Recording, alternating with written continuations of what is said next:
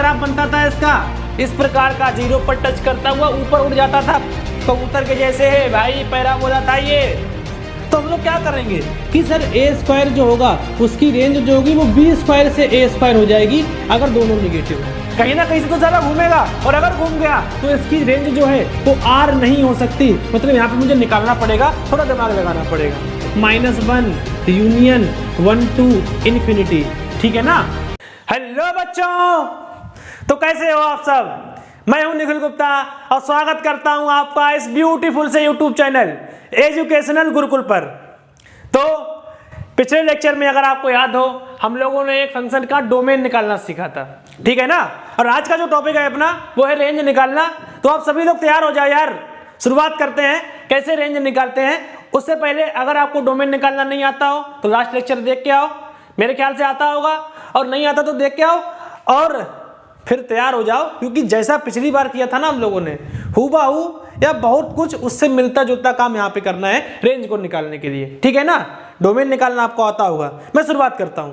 तो पहली बात तो तुम्हें क्या पता होना चाहिए कि बेसिक फंक्शन जो है उनकी रेंज क्या होती है। तो मैं भी आपको पता होगा, लेकिन अगर आप लोग भूल चुके हो तो परेशान नहीं हो, मैं फटाफट से उनको वापस से रिवाइज करा देता हूँ, ठीक है ना बेटा। तो सबसे पहला, अगर मेरे पास कोई भी ऑड डिग्री पॉलिनोमियल है, ऑड डिग्री पॉलिनोमियल याद होगा आपको, जैसे x की पावर 3 ये पॉलिनोमियल है ऑड डिग्री, या फिर मैं ऐसे लिखूं x की power 3 minus x square plus 2x plus 1, ये भी मेरा कैसा पॉलिनोमियल है? आप बोलोगे ऑड डिग्री, डिग्री 3 है। तो ऐसे पॉलिनोमियल जो ऑड डिग्री होते हैं, डिग्री 3 वाले, डिग्री 5 वाले, डिग्री 7 वाले, ऐसे पॉलिनोमियल की जो रेंज होती है, हमेशा ध्यान रखना बेटा, वो आर होती है। इसका मतलब क्या है कि माइनस अनंत से लेकर प्लस अनंत तक वो जाते हैं। लड्डू बेटा गौर देना, और आप लोग भी गौर से बात को सुनो कि ऑड डिग्री पॉलिनोमियल जब भी आ जाए आप समझ जाना कि उसकी रेंज क्या है, आर। कोई सोचने की जरूरत नहीं है, कोई समझने की जरूरत नहीं है, इसकी रेंज आपको रटी होनी चाहिए, आर होती है। अगला, इवन डिग्री पॉलिनोमियल। कुछ लोगों को बताओ ना कि सर मजा मजा में जो है वो ऐसा लगता है कि odd degree even degree polynomial की रेंज आर ही होती है। ऐसा नहीं है लाला, डोमेन दोनों का आर ही था, लेकिन रेंज में ऐसा नहीं होता है। ऑड डिग्री पॉलिनोमियल है ना बेटा, तब तो रेंज आर होगी, लेकिन अगर इवन डिग्री पॉलिनोमियल है तो रेंज आर नहीं होती है। जैसे मैंने क्वाड्रेटिक बताया था आपको, क्वाड्रेटिक का मतलब जिसका मैक्सिमम डिग्री 2 हो, तो मैक्सिमम डिग्री 2 का मतलब क्या है? वो भी इवन डिग्री पॉलिनोमियल है। और क्वाड्रेटिक का ग्राफ अगर आपको याद हो, कुछ ऐसा बनता था ऊपर या नीचे करके, पैराबोला, ठीक है ना। और पैराबोला में एक इसका लोएस्ट पॉइंट था, एक इसका लोएस्ट पॉइंट था, और लोएस्ट पॉइंट से ऊपर वाले सारे पॉइंट तो रेंज में आते थे, इसके नीचे वाले पॉइंट रेंज में नहीं आते थे। या फिर एक टॉप मोस्ट पॉइंट था, और टॉप मोस्ट पॉइंट के नीचे वाले सारे पॉइंट्स जो होते थे वो तो आपकी रेंज में आते थे, लेकिन ऊपर वाले पॉइंट नहीं आते थे। इसका मतलब क्या है कि इवन डिग्री पॉलिनोमियल जो है वो साला कहीं ना कहीं से तो घूमेगा, है ना दादा, कहीं ना कहीं से तो साला घूमेगा। और अगर घूम गया तो इसकी रेंज जो है वो आर नहीं हो सकती। मतलब यहाँ पे मुझे निकालना पड़ेगा, थोड़ा दिमाग लगाना पड़ेगा। और कम से कम क्वाड्रेटिक का तो मैंने तुम्हें बता ही दिया है, और मैं तुम्हें सिखा दूंगा कि कैसे निकालते हैं, वापस से एक सवाल करा दूंगा। बहरहाल जो तुम्हें पता होना चाहिए कि ऑड डिग्री पॉलिनोमियल जो होते हैं उनका जो रेंज होता है वो आर होता है, और इवन डिग्री पॉलिनोमियल का रेंज आर नहीं होता, ठीक है ना। आगे बढ़ते हैं बेटा। अगला मॉडुलस एक्स। मॉडुलस एक्स की रेंज क्या होती है दादा? आप क्या बोलोगे? 0 से लेकर अनंत तक। 0 होता है, अनंत तो बाय डिफॉल्ट ओपन रहता है, तो ये मॉड एक्स की रेंज होती है। मैंने आपको बताई थी, अगर आपको ग्राफ याद हो तो कुछ ऐसा बनता था, याद है कि नहीं है? अबे यार याद होना चाहिए, नहीं है तो जाके पुराने वाले लेक्चर देख क्या भाई। अगला, fractional part of x, sorry fractional नहीं, integral part of x. Integral, fractional हमने पढ़ाई नहीं है, मैं पढ़ाऊंगा आपको, परेशान नहीं हो। लेकिन अभी मैंने एनसीईआरटी को बेस मान के चीज़ों को आगे बढ़ाया है, तो लड्डू भी यार चाहिए चाहता था कि मैं एनसीईआरटी पढ़ाऊं, और आप लोगों की भी इच्छा होगी कि मैं पहले एनसीईआरटी को खत्म करूं, तो एनसीईआरटी को बेस मान के मैं चीज़ों को ले रहा हूं। तो वहाँ पे इंटीग्रल पार्ट है, तो इंटीग्रल पार्ट पढ़ाया था मैंने आपको। और इसका जो रेंज होता है, इसका जो रेंज होता है वो क्या होते हैं सर? सारे इंटीजर्स, ठीक है ना। अगर आपको उसका ग्राफ याद हो तो ऐसे सीढ़ियों वाला बन रहा था, मैं सही से बनाऊं तो कुछ इस प्रकार का। यहाँ पे 0 से ये था, फिर यहाँ से यहाँ तक, फिर यहाँ से यहाँ तक, फिर यहाँ से यहाँ तक, ऐसा बन रहा था। इतना में आपको याद आ जाना चाहिए, अगर आपने पढ़ा होगा तो आपको याद होगा, ठीक है। तो ये जो फ्रैक्शनल पार्ट नहीं, इंटीग्रल पार्ट ऑफ जो एक्स होता है उसका रेंज जेड होता है, जेड का मतलब इंटीजर। आगे बढ़ते हैं बेटा, हम लोग बात करते हैं सिग्नम ऑफ एक्स। सिग्नम मैंने आपको फंक्शन पढ़ाया था, इसकी रेंज क्या होती है? तो इसका ग्राफ आपको पता होगा, कुछ ऐसा बनता था, 0 पर 0, पॉजिटिव नंबर के लिए +1, नेगेटिव नंबर के लिए -1। तो अगर आपसे कोई इसकी रेंज पूछे, आप कैसे बताओगे? बड़ा आसान है सर, 3 ही पॉइंट होते हैं। कौन कौन सा? -1 होता है, 0 होता है और 1 होता है। निकाल पाओगे ना? कोई रॉकेट साइंस नहीं है इसमें, बड़ी आसान सी चीजें हैं। तो ये सारे फंक्शन हैं जिनकी आपको रेंज पता होनी चाहिए। अब इनमें इवन डिग्री में वो सारे आ गए जो मैंने आपको बताया था, x⁻2, 3, 4 वगैरह वगैरह, वो सारी चीजें आपको समझ में आनी चाहिए। हम लोग बात करते हैं छठवां, स्क्वायर रूट ऑफ एक्स की। स्क्वायर रूट मैं लिख दूं या फिर मैं लिख दूं कि 2mth रूट ऑफ एक्स, मतलब कि कोई भी रूट जिसमें ये जो ऊपर वाला है ना, जो रूट मैं ले रहा हूं वो इवन नंबर हो, even root of any number, है ना। जैसे square root, 4th root, 6th root. तो इसका जो डोमेन होगा वो तो आपको पता था पॉजिटिव नंबर था, याद है ना। इसका डोमेन सारे पॉजिटिव नंबर थे, नेगेटिव नंबर नहीं आ सकता इसके अंदर। और इसकी रेंज भी क्या होती है सर? सारे पॉजिटिव नंबर, मतलब 0 से लेकर अनंत तक इसकी रेंज होती है। 0 आ जाएगा, अनंत नहीं आएगा, ठीक है। अगला, अगर मेरे पास ऑड डिग्री है, मतलब कि अगर मैं ऑड रूट ले रहा हूं किसी भी नंबर का, किसी भी एक्सप्रेशन का, तो इसका जो रेंज आता है वो आता है x का। अगर मैंने ऑड रूट लिया, इसका रेंज बिल्कुल -अनंत से अनंत तक सारे नंबर आ जाते हैं, मतलब r होता है। ग्राफ अगर आपको इसका याद हो, कुछ ऐसा बनता था, है ना, ऐसा। और ये अनंत तक जाता था, यहाँ घूमा नहीं है, ये धीरे धीरे ऊपर जा रहा है और ये धीरे धीरे नीचे जा रहा है, -अनंत से +अनंत तक। ये कैसा बनता था ग्राफ बेटा? कुछ ऐसा, ठीक है। मे भी आपको सारी चीजें याद होंगी। तो ये कुछ बेसिक्स फंक्शन है जो आपको पता होने चाहिए। साथ ही साथ इनमें मैं ट्रिग्नोमेट्रिक फंक्शन को भी ऐड कर देता हूं, अगर आपको याद हो ट्रिग्नोमेट्रिक। तो अगला हम लोग साइन एक्स की रेंज देखते हैं बेटा। याद है ना साइन एक्स का ग्राफ कैसा बनता था? अरे सांप के जैसा यार। तो इसका जो रेंज होता है वो -1 से 1 के बीच में होता है। -1 भी आता है, 1 भी आता है। ज्यादा देर नहीं दूंगा मैं इस पे। cos x की रेंज बताओ मुझे, -1 से 1। tan x की रेंज बताओ। ग्राफ याद है ना, क्या होती है इसकी रेंज? r, या -अनंत से +अनंत तक जो ग्राफ बनता था इसका कुछ इस प्रकार का बन जाता था, ठीक है ना। आगे फिर से ऐसे डॉट लगाओ, ऐसे करके ये ग्राफ आता था tan x का। इसकी रेंज क्या थी? r। मैं cot x की बात करूं, cot x की रेंज क्या थी? r। मैं बात करूं sec x की, इसकी रेंज क्या थी सर? -अनंत से -1 यूनियन 1 to इन्फिनिटी, ठीक है ना। इन्फिनिटी पे ओपन लगा दो, तो ये था sec x की रेंज। और cosec x की रेंज की अगर हम लोग बात करें तो ये भी क्या थी? -∞ से -1 यूनियन 1 से इन्फिनिटी, ये थी cosec x की रेंज। तो sin x, cos x, tan x, cot x, sec x, cosec x, इन सब की रेंज तुम्हें दिखनी चाहिए और ये रेंज होती है। मैं बात को आगे बढ़ाता हूं बेटा। तो अगर जैसे मैंने तुमसे कहा कि तुम्हें रेंज निकालनी है कुछ फंक्शन की, ठीक है ना।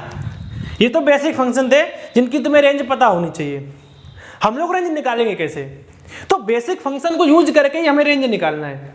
और इसमें हम लोग जनरली जो यूज करते हैं मेथड, उसे बोलते हैं एलिमेंट्री मेथड। क्या बोलते हैं? Elementary method. और हम लोग सभी की रेंज जो है ना वो एलिमेंट्री मेथड की मदद से ही निकालेंगे। जैसे मैंने आपसे कहा कि आपके पास कोई फंक्शन है a, ठीक है ना, जिसकी रेंज आपको पता है कि मान लो है स्मॉल a से लेकर स्मॉल b तक। कोई फंक्शन a है जिसकी रेंज स्मॉल a से स्मॉल b तक है। तो अगर मैं इस फंक्शन में किसी एक कांस्टेंट k को जोड़ दूं, अगर मैं इस फंक्शन में किसी एक कांस्टेंट k को जोड़ दूं, तो मुझे बताओ इसकी रेंज कहां से कहां तक जाएगी। तो क्या आप देख पा रहे हो कि अगर a से b तक जा रहा है, अगर कैपिटल A से B तक जा रहा है, तो जब मैंने K जोड़ा, इसमें K जोड़ा, तो हर एक आंसर के करस्पॉन्डिंग K ज्यादा आंसर आएगा।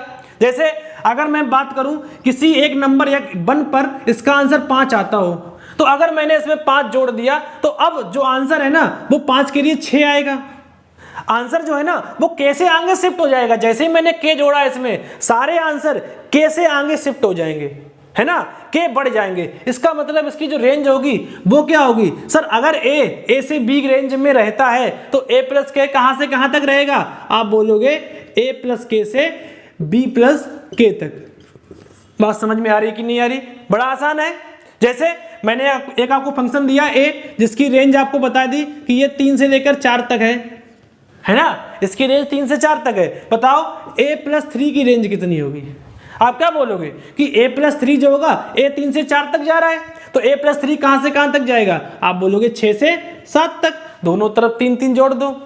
समझ में आ रहा है कि नहीं आ रहा? मतलब क्या है कि अगर मेरे पास कोई फंक्शन a है जिसकी रेंज मुझे पता है, तो अगर मैंने उसमें किसी कांस्टेंट को जोड़ दिया तो उसकी रेंज भी मुझे पता हो जाएगी बड़ी आसानी से।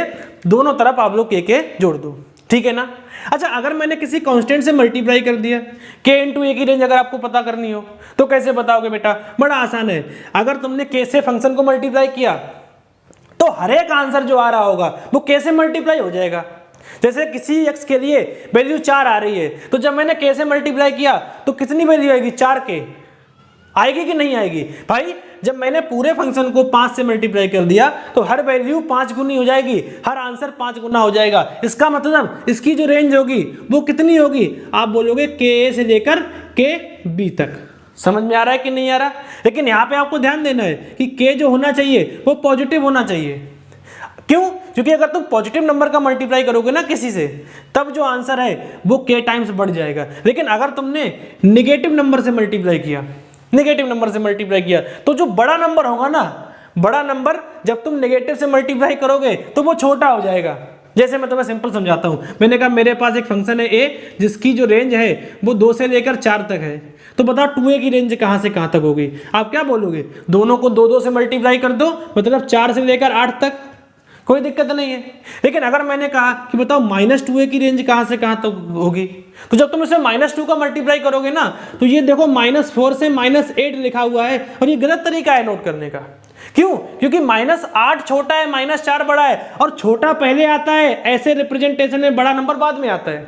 तो जब मैं इसको लिखूंगा ना, तो मैं क्या लिखूंगा कि -2a जो होगा दिस बिलोंग्स टू -8 टू -4। समझ में आ रहा है कि नहीं आ रहा? तो यहां पर अगर k 0 से बड़ा है, मैंने किसी नंबर का मल्टीप्लाई किया किसी फंक्शन में जिसकी रेंज a से भी है, तो रेंज जो होगी वो k टाइम्स हो जाएगी अगर k 0 से बड़ा है। लेकिन अगर k 0 से छोटा है तब जो रेंज होगी k into a this belongs to bk, मतलब कि जो दूसरा वाला नंबर होगा वो पहले आ जाएगा, kb टू ka, ऐसे करके जो रेंज है वो यहां से यहां तक हो जाएगी। समझ में आ रहा है? तो अगर तुमने किसी नंबर k से मल्टीप्लाई किया है, अगर k 0 से बड़ा है तो रेंज के पहले और दूसरे एलिमेंट को आप k से मल्टीप्लाई कर दो, और अगर आपने किसी 0 से छोटे नंबर से मल्टीप्लाई किया है तो मल्टीप्लाई तो करना है लेकिन पलट देना है, क्योंकि आगे वाला नंबर छोटा हो गया होगा। मेरी बात पकड़ पा रहे हो कि नहीं पकड़ पा रहे सभी लोग? अच्छा, अगर मैं आपसे पूछूं बताओ 1/a की रेंज क्या होगी? अगर a belongs to a to b है तो 1/a कहां से कहां तक जाएगा? आप क्या बोलोगे? सर 1/a जो है वो इसको रेसिप्रोकल कर दो, और जब तुम रेसिप्रोकल करोगे फिर से जो नंबर बड़ा है रेसिप्रोकल करने पर वो छोटा हो जाएगा। इसका मतलब क्या है? अगर a belongs to a to b है, अगर a की रेंज a से b है, तो 1/a की रेंज कहां से कहां तक होगी? आप बोलोगे 1/b से 1/a तक। ठीक है ना? उल्टा करना पड़ेगा आपको। रेसिप्रोकल जैसे ही आप लोग करोगे तो बड़ा नंबर छोटा हो जाएगा, छोटा नंबर बड़ा हो जाएगा, और ऐसा आप लोग लिख दोगे ऐसे। बोलो समझ में आ रहा है कि नहीं आ रहा? लेकिन ये करते समय तुम्हें ध्यान देना है कि जो a और b है ना बेटा, जो a और b है ये दोनों या तो 0 से बड़े हों या 0 से छोटे हों। मतलब a और b या तो 0 से बड़े हों या 0 से छोटे हों। कुछ लोग ऐसे भी बोल सकते हैं इसको, a इंटू b का प्रोडक्ट जो है वो 0 से बड़ा हो। मतलब अगर दोनों नेगेटिव होंगे तभी भी a इंटू b 0 से बड़ा होगा, अगर दोनों पॉजिटिव होंगे तभी भी a इंटू b 0 से बड़ा होगा। लेकिन अगर कभी ऐसा हुआ कि a इंटू बी का प्रोडक्ट निगेटिव हो गया, इसका मतलब क्या है कि बेटा a और b के बीच में 0 भी आएगा। आएगा कि नहीं आएगा? अगर ये मेरा a है ये मेरा b है, अगर दोनों का प्रोडक्ट निगेटिव है इसका मतलब एक पॉजिटिव एक निगेटिव, a और b के बीच में 0 आएगा। और अगर 0 आया तब हम लोग 1/a को ये नहीं लिख सकते। क्यों? बड़े आसानी से समझेंगे इसको। जैसे मैंने आपसे कहा कि मेरे पास मान लो एक कोई फंक्शन है a जिसकी रेंज है -2 से 2 तक, ठीक है ना? तो अगर मैं आपसे पूछूं बताओ 1/a की रेंज क्या होगी, आप अगर मुंह उठा के बोल दोगे सर कि -1 या 1/2 से -1/2 से 1/2, अगर आपने ऐसा बोल दिया तो ये आंसर गलत हो जाएगा। ठीक है ना। और क्यों गलत होगा मैं इसको प्रूव कर सकता हूं आपके सामने। -2 यहां होगा, 2 यहां होगा और 0 यहां होगा। अब तुम मुझे बताओ कि अगर हम लोगों ने 2 के लिए 1/-2 किया तो ठीक है, लेकिन जितना हम लोग 0 के पास जाएंगे, जितना हम लोग 0 के पास जाएंगे, आप क्या बोलोगे कि 1/a जो है वो a जो है ना उसमें वो 0 की तरफ अप्रोच करेगा। मतलब अगर तुम 0 के पास जाओगे तो 1/a में जो a है वो 0 की तरफ अप्रोच करेगा, और a जितना 0 की तरफ बढ़ेगा, 1/ बहुत छोटा नंबर जब होता है ना बेटा, तो आंसर कहाँ को जाता है, अनंत को। मेरी बात समझ में आ रही है कि नहीं आ रही? तो इसका मतलब क्या है कि तुम लोग जैसे जैसे 0 की तरफ बढ़ोगे वैसे वैसे जो फंक्शन है वो अनंत की तरफ बढ़ता चला जाएगा, अनंत की तरफ बढ़ता चला जाएगा, और 0 पे तो तुम कभी पहुंच ही नहीं सकते। इसका मतलब क्या है कि अगर तुम्हें रेंज लिखनी है ऐसे फंक्शन की जिनमें 0 बीच में आ रहा है, या एक नेगेटिव है एक पॉजिटिव है, अगर तुम्हें रेसिप्रोकल की रेंज लिखनी है तो तुम कैसे लिखोगे? ध्यान रखना बेटा, यहां पर बीच में 0 आता है तो 0 पे डिवाइड होगा। तो कैसे डिवाइड होगा? तो ध्यान देना बेटा, जैसे जैसे तुम लोग 0 की तरफ बढ़ोगे नेगेटिव साइड से, फंक्शन की वैल्यू कहां जाएगी? सर 1/0 की तरफ approaching function from minus side. इसका मतलब जो फंक्शन होगा वो -∞ की तरफ जाएगा, ठीक है ना। और सबसे बड़ी वैल्यू क्या होगी? आप बोलोगे -1/2 इस इंटरवल के लिए, मतलब 0 से -2 या -2 से 0 के लिए जो फंक्शन होगा वो -∞ से -1/2 की तरफ होगा। यूनियन, इसके बाद जैसे जैसे तुम लोग 0 से आगे बढ़ोगे तो 0 की साइड जब तुम पॉजिटिव से मूव करोगे तब जो फंक्शन होगा वो अनंत की तरफ जाएगा, और जब तुम 1/2 तक पहुंचोगे तब जो फंक्शन होगा वो 1/2 हो चुका होगा और 1/2 पर क्लोज जाएगा। इसका मतलब क्या है कि जो रेंज होगी वो -∞ से -1/2 यूनियन 1/2 से इन्फिनिटी होगी। तो ये बात तुम्हें यहाँ पर भी ध्यान देनी है कि अगर 1/a की तुम्हें वैल्यू निकालनी है, a जो है a से b में जा रहा है तो 1/b2 1/a हो जाएगी, कोई दिक्कत नहीं है। लेकिन अगर कभी ऐसा हो जाए कि a × b नेगेटिव आ रहा हो, a × b नेगेटिव आ रहा हो, तब तुम्हें ऐसा नहीं करना। तब रेंज कहां से कहां तक होगी? बोले सर -∞ से लेकर 1/b, ठीक है ना, -∞ से लेकर b नहीं सॉरी a, -∞ से लेकर 1/a, a नेगेटिव होगा क्योंकि छोटा a है ना बेटा। अगर मैं a से b की बात कर रहा हूं तो a छोटा है b बड़ा है, तो अगर a × b निगेटिव है इसका मतलब a नेगेटिव है b पॉजिटिव है, तो मैं छोटे वाले को पहले रखता हूं ना, तो -∞ से 1/2 यूनियन 1/b से इन्फिनिटी, ये बन जाएगी आपकी रेंज 1/a की, जब बीच में 0 आ रहा हो, ठीक है ना, क्योंकि 0 पर ये डिसकंटिन्यूस होने वाला है। मेरी बातों को आप लोग गौर से समझना। अगला चीज, ये तो आपको कुछ मेथड समझ में आएगा, एलिमेंट्री हम लोग कैसे फंक्शन की रेंज निकाल सकते हैं एलिमेंट्री मेथड की मदद से। अगर मैंने k जोड़ दिया तो रेंज में भी मैं k जोड़ दूंगा, अगर मैंने मल्टीप्लाई किया तो मैं मल्टीप्लाई कर दूंगा, अगर 0 से बड़ा नंबर है तो सीधा सीधा मल्टीप्लाई कर दो, रेंज में रेंज आ जाएगी। अदरवाइज उसको रिवर्स कर दो, 1/a की रेंज 1/b2 1/a हो जाएगी। और अगर बीच में 0 आ रहा है तो ये ब्रेक होगा 0 पर, और -∞ से 1/a यूनियन 1/b से इन्फिनिटी, इसकी रेंज बन जाएगी। ठीक है ना बेटा, यहाँ तक की बात आपको समझ में आनी चाहिए। आगे बढ़ते हैं। अगर आपसे कोई पूछे बताओ a² की रेंज कितनी है, a² की, अगर a से b जा रहा है तो a² की रेंज क्या होगी? सर बड़ा आसान है, a² से b², ठीक है ना। जैसे 2 से 5 अगर a है तो a² कहाँ से कहाँ तक जाएगा? 4 से 25। लेकिन यहाँ पे भी तुम्हें ध्यान देना है, कब? जब a, b दोनों पॉजिटिव हो, a और b दोनों पॉजिटिव है तब तो ऐसा होगा। लेकिन अगर a और b दोनों निगेटिव हैं, उस केस में आप लोग समझ सकते हो कि जो निगेटिव में बेसिकली बड़ा नंबर होता है वो छोटा होता है ना। जैसे अगर मैं बात करूं -2 की और -5 की, तो -5 है तो छोटा, लेकिन अगर मैं स्क्वायर करूंगा तो -5 का स्क्वायर बड़ा आएगा। तो हम लोग क्या करेंगे कि सर a² जो होगा उसकी रेंज जो होगी वो b² से a² हो जाएगी अगर दोनों निगेटिव हैं। समझ में आया? जैसे मैं तुम्हें सिंपल सा सवाल कराता हूं कि a बिलोंग्स टू -5 से लेकर -2, तो अगर तुम a² की रेंज निकालोगे तो -5 का स्क्वायर 25 होगा, -2 का स्क्वायर 4 होगा। तो अगर तुम 25 से 4 लिखोगे तो ये गलत तरीका है, तुम्हें 4 से 25 लिखना पड़ेगा। तो अगर दोनों नंबर निगेटिव हैं तो छोटे वाले नंबर का स्क्वायर बड़ा होता है तो ये पीछे पहुंच जाएगा। समझ में आ रहा है कि नहीं आ रहा? तो a belongs to a to b, इसका मतलब a स्क्वायर जो होगा वो a square comma b square का बड़ा ब्रैकेट लगा दो आगे पीछे, यहां से यहां तक रेंज होगी अगर दोनों पॉजिटिव हैं, b स्क्वायर से a स्क्वायर होगी अगर दोनों निगेटिव हैं। समझ में आया? फिर से अगर एक पॉजिटिव एक निगेटिव है मतलब a इंटू बी अगर ग्रेटर लेस देन 0 है, मतलब a निगेटिव है b पॉजिटिव है, तब रेंज कहां से कहां तक होगी? बेटा ध्यान देना, रेंज कहां से कहां तक होगी ए स्क्वायर की?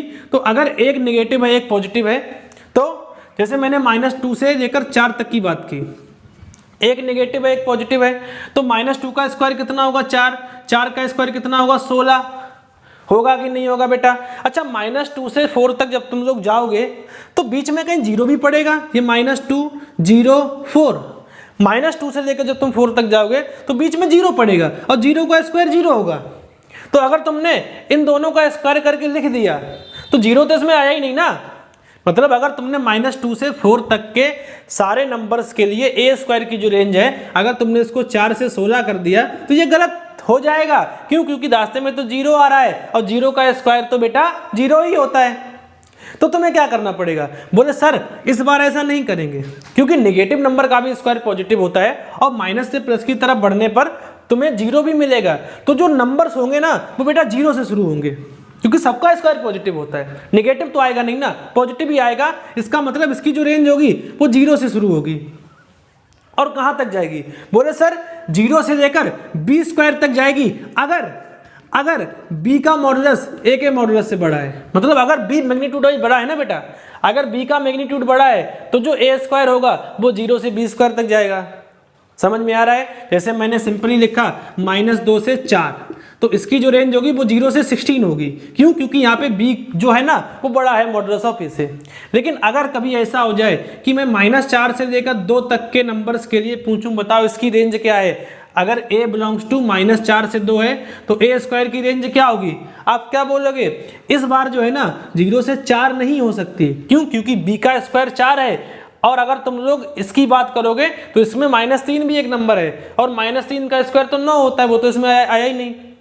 इसका मतलब क्या है कि अगर हम लोग बात करें ए स्क्वायर की, वो क्या बनेगा? आप बोलोगे 0 से a स्क्वायर। कब? जब जो मॉडुलस ऑफ a है वो बड़ा हो मॉडुलस ऑफ b से। मतलब कि मॉड बाई जो बड़ा है वो आखिरी में आएगा और 0 से शुरुआत होगी। अगर जो रेंज है मेरी वो a से b में जा रही है जहां पर एक नेगेटिव है एक पॉजिटिव है, तो a स्क्वायर की रेंज 0 से b स्क्वायर होगी या 0 से a स्क्वायर होगी। कैसे पता पड़ेगा मुझे? सर जो मैग्नीट्यूड बड़ा है मैं उसका स्क्वायर आखिरी में लिखूंगा, 0 को पहले लिखूंगा। मेरी बात शायद आपको समझ में आ रही होगी सभी बच्चे, बहुत बढ़िया। तो बेटा अगर हम लोग अंडर रूट a की बात करें, ना गौर से देखना, अंडर रूट a की बात अगर आप लोग करोगे तो अंडर रूट a की जो रेंज होगी, अगर a से b में जा रहा है तो अंडर रूट a कहां से कहां तक जाएगा? सर रूट a से रूट b में। समझ में आया ना? यहां पर फिर से a और b दोनों पॉजिटिव ही होने चाहिए। अगर a और b में से एक भी नेगेटिव है तो नेगेटिव तो स्क्वायर रूट के अंदर आता ही नहीं है। समझ में आया ना? तो अगर बाई चांस a नेगेटिव हो गया तो जो रूट a की रेंज होगी ना बेटा वो 0 से अंडर रूट b हो जाएगी। अगर a नेगेटिव हो गया, ध्यान रखना, इफ a इज नेगेटिव, और वो सारा पोर्शन जहां जहां पर ये जो x है या इसकी जो रेंज है वो नेगेटिव हो रही है वो मेरे डोमेन से ही बाहर निकल जाएगा। समझ में आया? तो अगर मैं रूट a की रेंज पूछूं तो वो 0 से रूट b तक होगी। समझ में आ रहा है कि नहीं आ रहा? तो इन एलिमेंट्री मेथड की मदद से हम लोग रेंज निकाल सकते हैं डिफरेंट फंक्शन की। ठीक है ना? तो आपको ये समझ में आने चाहिए कि अगर किसी फंक्शन की रेंज a से b जा रही है तो मैं उसमें किसी को जोड़ दूं तब रेंज का क्या होता है? मल्टीप्लाई कर दूं, डिवाइड कर दूं, उसका रेसिप्रोकल कर दूं, स्क्वायर कर दूं, स्क्वायर रूट ले लूं या जो कुछ भी करूं, रेंज कहां से कहां तक जाएगी ये तुम्हें समझ में आना चाहिए अगर तुम्हें किसी एलिमेंट्री फंक्शन की रेंज पता है। ठीक है ना बेटा? मैं बात को आगे बढ़ाता हूं, कुछ सवाल को मैं लगा के बताता हूं आपको कि कैसे करेंगे हम लोग। ठीक है ना? तो जैसे मैंने आपसे कहा कि मान लेते हैं मेरे पास एक क्वेश्चन है y बराबर sin x प्लस 2, तुम्हें इसकी रेंज निकालनी है। तो इसकी रेंज निकालने के लिए तुम्हें क्या करना पड़ेगा? sin x प्लस 2, इस फंक्शन को तुम नहीं जानते। तुम किसे जानते हो? सर तुम जानते हो sin x को। अगर sin x होता तो मैं क्या जानता बेटा कि sin x की जो रेंज होती है वो कहां से कहां तक होती है? -1 से 1 तक। और यही तो मैंने तुम्हें बताया है, अगर ए की रेंज तुम्हें पता है तो अगर मैंने ए में के जोड़ दिया तो रेंज शिफ्ट हो जाती है कि नहीं हो जाती? बिल्कुल हो जाएगी। अगर साइन एक्स की रेंज -1 से 1 है तो मैंने इसमें क्या जोड़ा है? आप बोलोगे साइन एक्स में मैंने 2 जोड़ा है, तो रेंज कहां से कहां शिफ्ट हो जाएगी? सर रेंज की जो दोनों एक्सट्रीमिटीज है वो 2 डिजिट आगे शिफ्ट हो जाएंगी, मतलब जो रेंज होगी वो 1 से लेकर 3 हो जाएगी। यहां पर भी 2 जोड़ दो, यहां पर भी 2 जोड़ दो, मतलब हर एक एक्स की वैल्यू के लिए जो साइन आ रहा होगा उससे 2 ज्यादा आएगा क्योंकि मैंने 2 जोड़ दिया। ठीक है ना? तो कर पाओगे ना? अगर आपसे कोई पूछे बताओ साइन एक्स प्लस 2 की रेंज कितनी है, आप बोलोगे 1 से 3। बना पाओगे कि नहीं बना पाओगे? अगला सवाल, y बराबर मैंने लिखा 3 साइन एक्स प्लस 2, इसकी रेंज बताओ। फिर से वही वाला काम, 3 साइन एक्स प्लस 2 की रेंज तुम्हें बतानी है। तो क्या अगर साइन एक्स होता तो तुम्हें इसकी रेंज पता थी? बिल्कुल पता थी। कहां से कहां तक जाती है? -1 से 1 है क्या? 3 साइन एक्स, तो साइन एक्स की रेंज अगर -1 से 1 है तो 3 साइन एक्स में क्या बदलाव आएगा? सर हर वैल्यू 3 से मल्टीप्लाई हो जाएगी, तो जो 3 साइन एक्स होगा उसकी रेंज कहां से कहां तक होगी? आप बोलोगे -3 से 3। ठीक है ना? अब मैंने 2 और जोड़ दिया तो तुम भी 2 जोड़ दो। 3 साइन एक्स प्लस 2 की रेंज कहां से कहां जाएगी? आप बोलोगे -3 + 2, 3 + 2, मतलब कि -1 से लेकर 5 तक इसकी रेंज जाने वाली है। किसकी बेटा? 3 साइन एक्स प्लस 2। क्या रेंज निकाल पाओगे कि नहीं निकाल पाओगे? कम से कम ऐसे छोटे छोटे फंक्शन की तो रेंज निकाल ही सकते हैं हम लोग। अगला सवाल मैंने कहा बताओ बेटा cos x - 3/2, इसकी रेंज बताओ। फिर से cos x की रेंज कहां से कहां तक जाती है? आप बोलोगे ये -1 से 1 तक की रेंज होती है cos x की, जो साइन है वही cos है। तो अगर मैंने cos x में से 3 निकाल दिया तो रेंज कहां से कहां तक जाएगी? भाई हर वैल्यू 3 कम हो जाएगी, मतलब -4 से -2 तक। इसमें से भी 3 कम कर दो, इसमें से भी 3 कम कर दो, तो -1 में से 3 जाएगा -4 रहेगा, और 1 में से 3 जाएगा तो -2 रहेगा। अब क्या किया मैंने, इसको 2 से डिवाइड कर दिया। तो जब तुम इसको 2 से डिवाइड करोगे तो cos x - 3/2 की रेंज कहां से कहां तक जाएगी? सर -4/2 से -2/2, मतलब कि -2 से लेकर -1 इसकी रेंज बन जाएगी। बोलो बन जाएगी कि नहीं यार? तो एलिमेंट्री मैनिपुलेशन करके हम लोग रेंज निकाल सकते हैं, जैसे मैंने आपको ये निकाल के बताई। ये तो मैंने कुछ क्वेश्चन करा के बताया आपको, हम लोग और भी क्वेश्चन करते हैं जिसकी मदद से आप लोग रेंज को निकालना सीख जाओगे। ठीक है ना बेटा? fx बराबर 1/x की आपको रेंज बतानी है for all x belongs to -2 से 4। ठीक है ना? x जब -2 से 4 है, आपको 1/x की रेंज बतानी है। शुरुआत करता हूं मैं, बड़ा आसान सवाल है। x अगर -2 से 4 जा रहा है, तो x अगर -2 से 4 जा रहा है तो x की रेंज क्या होगी? अगर x -2 से 4 जा रहा है तो x की रेंज जो होगी वो -2 से 4 ही होगी ना बेटा। x -2 से 4 जा रहा है, समझ में आ रहा है कि नहीं आ रहा? If x goes from -2 to 4 तो x की रेंज क्या होगी? -2 से 4। तो 1/x की रेंज क्या होगी?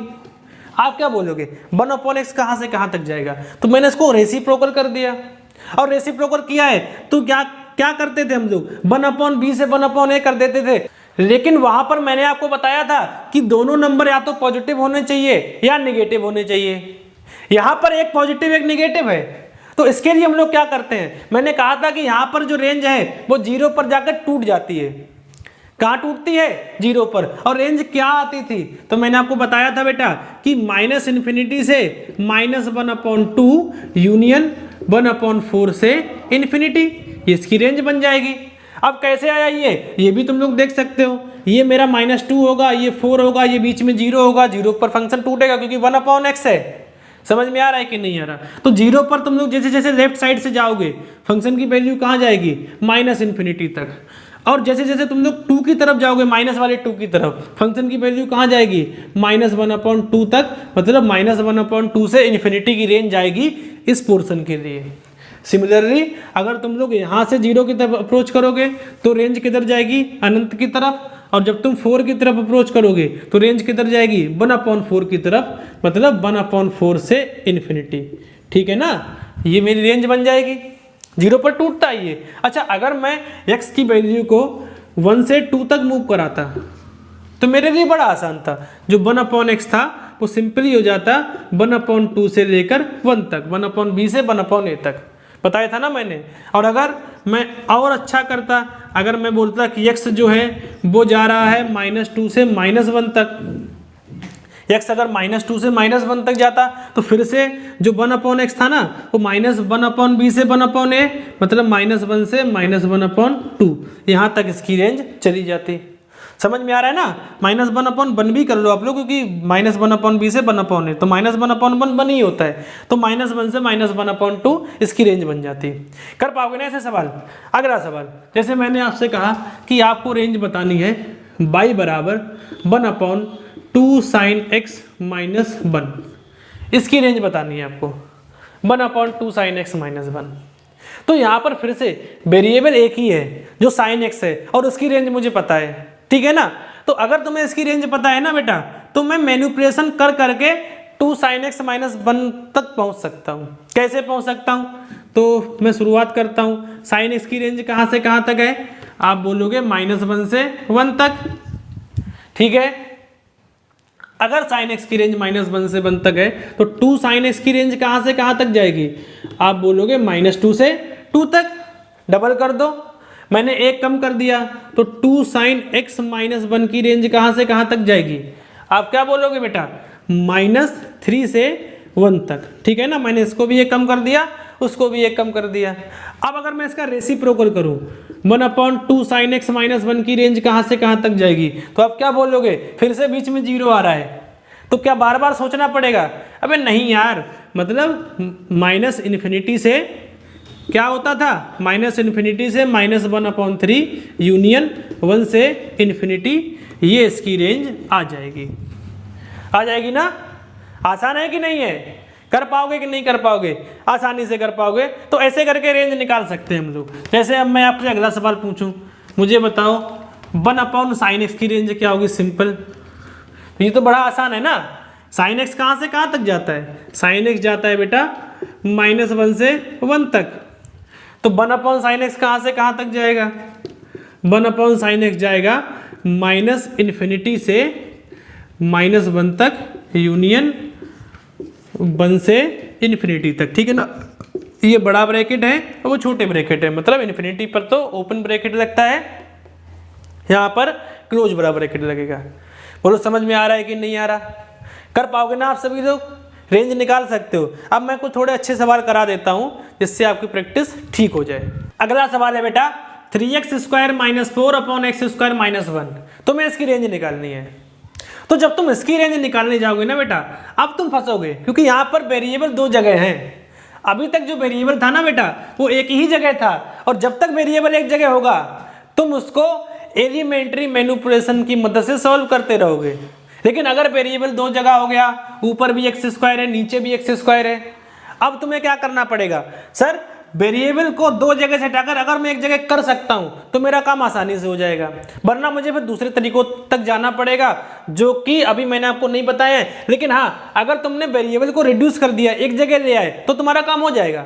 ध्यान रखना बेटा, वो सारी जगह या वो सारे क्वेश्चन जिनमें वेरिएबल एक ही जगह होता है, उन सारे सवालों को हम लोग एलिमेंट्री मैनिपुलेशन की मदद से ही करते हैं और उसी से करेंगे। लेकिन जब जब वेरिएबल 2 जगह है तो या तो मुझे वेरिएबल को रिड्यूस करके एक जगह लाना पड़ेगा या फिर तुम्हें कोई और तरीका का यूज करना पड़ेगा। तो अभी तो मैं इसमें कोशिश करता हूं कि जो वेरिएबल है वो एक जगह आ जाए। दिख रहा है आपको, ऊपर x² है नीचे x² है, तो मैं चाहता हूं एक जगह से कट जाए। तो कैसे कटेगा बेटा, गौर से देखना। मैं इसमें लिख रहा हूं इसको 3x², 4 को मैंने लिखा -3 - 1/x² - 1। ऐसा कर सकते हो आप लोग। तो जैसे ही मैंने ऐसा किया तो ऊपर आप लोग देख पा रहे हो 3 कॉमन आके x² - 1 आ जाएगा और अपॉन x² - 1, और ये देख के मेरी आंखें चमक गई। और चमक किस लिए गई भाई? क्योंकि अब x² से x² कट जाएगा, है ना? ये जो नीचे बना है वही ऊपर बन गया, इसका मतलब अब ये कट सकता है, कम से कम एक जगह से तो हट जाएगा। तो मैं क्या करूंगा, देखो इसको ऐसे लिख दूंगा 3x² - 1 upon x² - 1 minus 1 upon x² - 1। मैंने जो डिनोमिनेटर है उसको डिस्ट्रीब्यूट कर दिया इस फ्रैक्शन के अबाउट, है ना, माइनस के अबाउट। तो जैसे तुम ऐसा करोगे तो ये तो इससे कट जाएगा, ये क्या बन जाएगा 3 - 1 अपॉन x² - 1। जैसे ही ये बन गया तो क्या अब तुम इसकी रेंज निकाल सकते हो? बिल्कुल, और ये यही लिखा हुआ है। इसकी रेंज कैसे निकालेंगे हम लोग? तो एक्स स्क्वायर जो होता है आपको पता है एक्स स्क्वायर की रेंज कहाँ से कहाँ तक जाती है? 0 से अनंत तक, कोई दिक्कत नहीं है, 0 से अनंत तक। तो अगर मैं एक्स स्क्वायर माइनस 1 की बात करूँ, एक्स स्क्वायर माइनस 1 की रेंज कहाँ से कहाँ तक जाएगी? तो -1 से लेकर अनंत में से तुम कुछ भी घटा दो कोई फर्क नहीं पड़ता, तो -1 से इन्फिनिटी तक। एक्स स्क्वायर -1 की रेंज कहाँ से कहाँ तक होगी? -1 से इन्फिनिटी तक। मैं आगे बढ़ाता हूँ बात को, अपॉन किया है मैंने तो मैं भी 1 अपॉन कर देता हूँ, 1 अपॉन एक्स स्क्वायर -1, इसकी रेंज कहाँ से कहाँ तक जाएगी? तो देखो बेटा, निगेटिव पॉजिटिव दोनों आ गए कि नहीं आ गए? बीच में 0 पड़ेगा, इसका मतलब -इन्फिनिटी से -1 आएगा मेरी रेंज में, यूनियन 0 से अनंत तक। ठीक है ना, 0 से अनंत तक। अब तुम्हें समझ में आना चाहिए कि 0 से अनंत तक कैसे हो गया। तो जब मैं -1 से इन्फिनिटी तक की बात करूंगा तो बीच में 0 पड़ेगा कि नहीं पड़ेगा? जब मैं -1 से अनंत तक की बात करूंगा तो बीच में 0 पड़ेगा। नेगेटिव नंबर की बात करता हूं मैं, तो नेगेटिव में तो आपको दिख ही रहा है -इन्फिनिटी से लेकर 1 तक की सारी रेंज आ जाएगी। लेकिन जब हम लोग यहाँ पर अनंत तक जा रहे होंगे, तो जैसे जैसे हम लोग 0 की तरफ जाएंगे, जो रेंज होगी वो इन्फिनिटी की तरफ जाएगी। जैसे जैसे हम लोग 0 की तरफ आएंगे, रेंज जो होगी वो अनंत की तरफ जाएगी। लेकिन जैसे जैसे हम लोग अनंत की तरफ जाएंगे, वैसे वैसे जो रेंज है, जो वैल्यू है, वो 0 की तरफ अप्रोच करेगी। इसका मतलब जो रेंज होगी इसकी वो 0 से इन्फिनिटी होगी और -इन्फिनिटी से -1 पर क्लोज ब्रैकेट लगेगा और 0 पर ओपन होगा, क्योंकि अनंत ना तो कभी ये होगा ना कभी फंक्शन 0 पहुंचेगा। ठीक है ना बेटा? तो 1 अपॉन एक्स स्क्वायर -1 जो होगा वो -अनंत से -1 यूनियन 0 से अनंत, ये बन जाएगा। अब जब मैं इसको निगेटिव माइनस करूंगा, इसका निगेशन करूंगा, तो आप क्या बोलोगे कि माइनस सब में लग जाएगा कि नहीं लग जाएगा? जैसे अगर a belongs to a to b है तो -1 कहाँ से कहाँ तक जाता है? आपको पता है ना, -b से -a तक। समझ में आया? उल्टा कर दो बेसिकली। तो जब मैं -1 अपॉन एक्स स्क्वायर -1 की बात करूंगा तो इसकी रेंज कहाँ से कहाँ तक आएगी बेटा? आप बोलोगे -इन्फिनिटी से 0, इसको मैंने निगेटिव कर दिया, 0 का निगेटिव तो 0 ही होता है, यूनियन आप बोलोगे 1 से लेकर अनंत तक। ठीक है, इसको मैंने वहाँ पहुँचा दिया, उसको मैंने यहाँ पहुँचा दिया, और रेंज जो होगी वो ऐसी बन जाएगी। और जब तुम इसको इसमें 3 जोड़ोगे तो -3 -1 अपॉन एक्स स्क्वायर -1, तो जब तुम इसमें 3 जोड़ोगे तो माइनस अनंत में 3 जोड़ने से कोई फर्क नहीं पड़ेगा, तो ये तो -इन्फिनिटी ही रहेगा, से 3 यूनियन 4 से इन्फिनिटी में तुम कुछ भी जोड़ दो कोई फर्क नहीं पड़ेगा। तो ये जो है इसकी रेंज निकल के आ जाएगी -इन्फिनिटी से 3 यूनियन 4 से इन्फिनिटी। ठीक है ना बेटा? ऐसे रेंज निकाल सकते हैं इसकी। तो ये जो फंक्शन था इसको मैंने कन्वर्ट किया है सिंगल वेरिएबल में, और एक बार ये सिंगल वेरिएबल में कन्वर्ट हो गया, उसके बाद रेंज निकालना कोई बहुत बड़ी बात आपके लिए नहीं रह जाती है। ठीक है, तो इतनी बात आपको समझ में आनी चाहिए। अगला सवाल है sin square x -2 sin x + 16, इसकी रेंज निकालनी है। कैसे निकालेंगे? शुरुआत करते हैं। sin square x -2 sin x + 16, अगर तुम्हें ऐसे सॉल्व करना है बेटा, तो यहाँ पर जो साइन है ना वो 2 जगह है, और अगर तुम्हें एलिमेंट्री मेथड को लगाना है तो साइन एक जगह होना चाहिए। कितनी जगह चाहिए? एक जगह। यहाँ पर 2 जगह है, तो मैं क्या करना चाहता हूँ, सर कैसे ही करके ये इकट्ठा हो जाए, एक जगह आ जाए, और वो काम हो सकता है यहाँ पर। और कैसे हो सकता है? अगर आप लोग गौर से देख पा रहे हो मेरी आंखों से, तो ये sin स्क्वायर एक्स, अगर मैं 16 में से 4 को निकाल लूँ, 4 को नहीं सॉरी, मैं 1 को ही निकाल लेता हूँ। 16 में से मैंने 1 को निकाल लिया, माइनस का 2 sin x यहाँ पर लिखा हुआ है, और ये प्लस का 15। बताओ मैंने कुछ चेंज किया क्या? कुछ नहीं ना, जो लिखा था वही लिख दिया, बस 16 को मैंने थोड़ा सा मैनिपुलेट कर दिया। अब देखो ये क्या लिखा हुआ है, sin x का होल स्क्वायर प्लस 1 का स्क्वायर -2 × 1 × sin x + 15। क्या आपको ये बात समझ में आ पाई कि ये क्या बना दिया मैंने? ना, ये बन गया है sin a या a - b का होल स्क्वायर। समझ में आ रहा है ना? a² + b² -2ab, इसी को तो a - b का होल स्क्वायर कहते हैं। तो ये क्या बन गया? sin x - 1 का होल स्क्वायर प्लस 15। बोलो सही किया मैंने कि नहीं किया। और अगर ये सवाल है और आपसे कोई पूछे बताओ मेरा fx ये है, इसका रेंज क्या होगा, क्या आप इसका रेंज बता सकते हो? बिल्कुल बता सकते हो। अगर मेरे पास sin x होता तो उसकी रेंज कहां से कहां तक होती, -1 से 1। अब आगे बढ़ते हैं, तो sin x -1 की रेंज कहां से कहां तक होगी? आप बोलोगे 1 घटा दो दोनों तरफ से, 1 घटा दो तो -1 में से 1 घटाओगे तो -2 और 1 में से 1 घटाओगे तो 0। तो sin x -1 की रेंज कहां से कहां तक होगी? -2 से 0। ठीक है ना बेटा।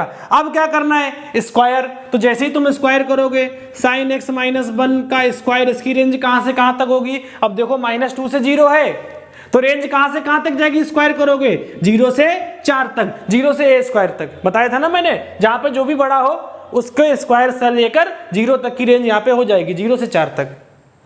अब +15 करना है मुझे, तो मैं क्या बोलूंगा बेटा, sin x -1 का स्क्वायर +15, इसकी रेंज कहां से कहां तक होगी? तो 15 जोड़ दो दोनों तरफ, क्या आएगा 15,19। And this is our fx, this is our fx।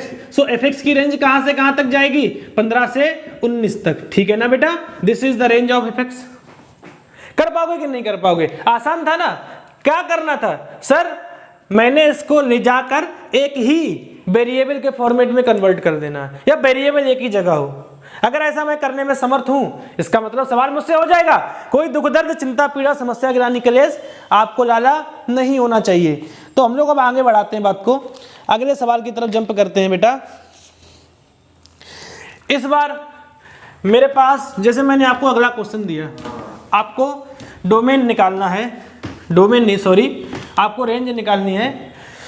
सवाल कुछ इस प्रकार का है कि सवाल लिखा हुआ है cos square x -4 sin x +16, इसकी तुम्हें निकालनी है रेंज। तो क्या निकाल पाओगे? तरीका वही रहने वाला है, cos square x -4 sin x +16, ये ट्रिग्नोमेट्रिक फंक्शंस हैं।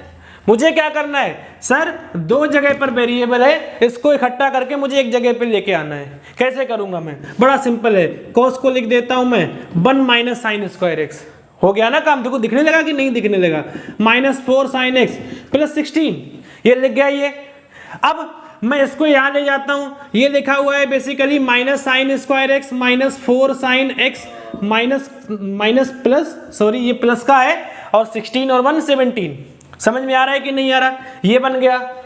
और आगे बढ़ता हूं मैं बेटा, तो -sin square x -4 sin x, अगर मैं यहां से माइनस कॉमन निकाल लूं तो ये क्या बनेगा, sin square x +4 sin x, और ये प्लस का 17 बाहर है। और अब मैं इसको उसी फॉर्मेट में कन्वर्ट कर देता हूं जो मैंने पहले किया था। कैसे करूंगा बेटा? देखो ये लिखा हुआ है sin स्क्वायर x, तो ये a स्क्वायर, और ये क्या बनेगा मेरा, प्लस का 2a तो मुझे पता है ना? तो b क्या होना चाहिए, 2, तभी तो ये पूरा हो पाएगा ना। 2 × 2 = 4 sin x। इसका मतलब क्या है, जब मैं 2ab करूंगा तो मुझे पता चल गया कि जो b है मेरा वो 2 होना चाहिए, तो मैंने यहां पर एक 2 का स्क्वायर ऐड कर दिया, तो ये बन गया a² + b² + 2ab। लेकिन 2 का स्क्वायर ऐसे थोड़ी ना ऐड कर सकते हैं भाई, इससे तो एक्सप्रेशन चेंज हो जाएगा।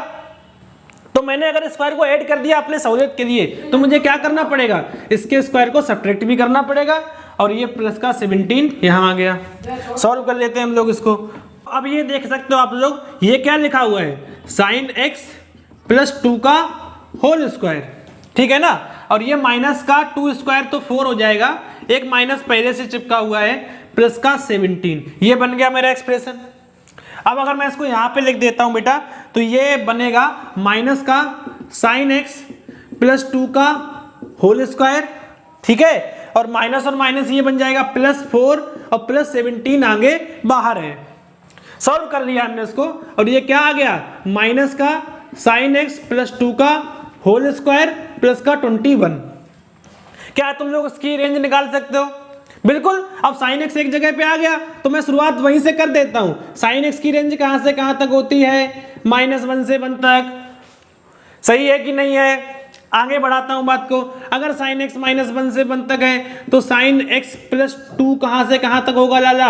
आप बोलोगे 1 से लेकर 3 तक, दोनों तरफ 1 1 जोड़ दो।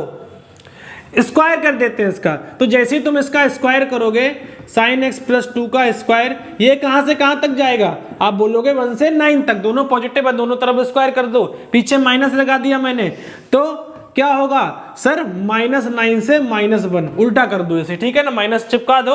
और जब तुम इसमें 21 जोड़ोगे तो माइनस साइन एक्स प्लस 2 का स्क्वायर प्लस 21, ये कहां से कहां तक जाएगा? तो 21 जोड़ दो इसमें, जोड़ पाओगे कि नहीं जोड़ पाओगे? प्लस का 12 से लगाकर 20 तक, ये आ जाएगी इसकी रेंज, ठीक है ना। 20 जोड़ दो इसमें, तो ऐसे करके रेंज निकाल सकते हो बेटा। This is elementary method. और एनसीईआरटी के जितने भी सवाल हैं वो सारे हम लोग इन्हीं मेथड की मदद से सॉल्व कर सकते हैं। जैसे मैंने एक सवाल देखा था अभी किताब में कि बताओ एक्स स्क्वायर प्लस 2 की रेंज क्या होगी, और जहां पर एक्स जो है बिलोंग्स टू आर है, तो क्या ये कर पाओगे? एक्स स्क्वायर प्लस 2 की रेंज आप लोग निकाल सकते हो ना? कैसे निकाल सकते हो भाई? एक्स स्क्वायर की रेंज कहां से कहां तक होती है? 0 से अनंत तक। पता होगा आपको कैसा ग्राफ बनता था इसका? इस प्रकार का, 0 पर टच करता हुआ ऊपर उड़ जाता था, कबूतर के जैसे है भाई, पैराबोला था ये, ठीक है ना, 0 से अनंत तक। अब तुमने क्या कर दिया, इसमें 2 जोड़ दिया। क्या तुम जोड़ पाओगे कि नहीं यार? इन्फिनिटी में 2 जोड़ने का कोई फायदा नहीं है। 2 से अनंत, क्या इसकी रेंज आ गई कि नहीं आ गई? मुझे बताओ, क्या सवाल आसान है कि नहीं है? क्या आप सब लोग ये सब कुछ कर सकते हो? बिल्कुल कर सकते हो। अच्छा, अब अगर मैं कुछ सवालों में डोमेन को रिस्ट्रिक्टेड कर दूं, डोमेन को मैंने रिस्ट्रिक्ट कर दिया, आपसे पूछूं बताओ इसकी रेंज क्या है। जैसे मैंने आपसे पूछा कि आप लोग मुझे y बराबर साइन एक्स की रेंज बताओ, लेकिन x जो है ना वो जा रहा है 0 से π/2 तक, ठीक है ना, 0 भी है π/2 भी है। तो अब इसका तुम मुझे रेंज बताओ। सॉरी, डोमेन तो मैंने आपको बता दिया है, आपको मुझे इसकी रेंज बतानी है। तो अगर तुम इसकी रेंज निकालोगे ना, तो लाला अब मुंह उठा के अन्ना भैंसों की तरह नहीं बोल देना -1 से 1। अब यहाँ पे दिमाग लगाना पड़ेगा। और दिमाग क्या लगाना पड़ेगा कि अब इसका डोमेन आर नहीं है, इसका डोमेन जो है ना वो रिस्ट्रिक्टेड हो चुका है ना, डोमेन अब आर में डिफाइन नहीं है। इसका मतलब क्या है कि अब मुझे इसका ग्राफ देखना पड़ेगा, और साइनस का ग्राफ मैंने आपको बताया था कुछ इस प्रकार का बनता है। खैर पीछे बनाने की जरूरत नहीं है, क्योंकि ये मुझसे 0 से π/2 की बात कर रहा है, ठीक है ना। तो 0 पर साइन की वैल्यू क्या होती है? ये पाई ये होता है, और π/2 कहाँ होता है? बीचों बीच में कहीं यहाँ पर। और π/2 पर इसकी वैल्यू कितनी होती है बेटा?